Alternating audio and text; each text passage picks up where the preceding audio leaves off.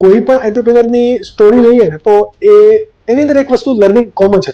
તો એ લોકોએ ક્યાંક ને ક્યાંક થેલા લઈને બધા ગયા છે, એટલે લોકોએ ટેકનોલોજીની અંદર ઇન્વેસ્ટ કર્યું.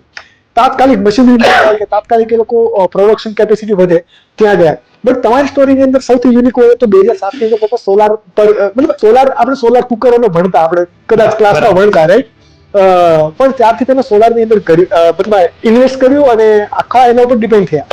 વોટ વોઝ ધ થોટ કે ભાઈ મારે અત્યારે આ કરવું જ પડશે, કોઈને નથી કરતો, એ સમયે કોઈ હતું પણ નહીં કે? એ ઇન્ટરેસ્ટિંગ સ્ટોરી છે. એકચ્યુઅલી આપણે ભણ્યા હતા સાયન્સમાં, ભણતા હતા ત્યારે આ બધી રિન્યુએબલ એનર્જીનો આવતું હતું કે ભાઈ નેચરલ રિસોર્સિસ છે જે ફ્રી ઓફ કોસ્ટમાં મળે છે, જેને આપણે કઈ રીતે ઉપયોગ કરવો.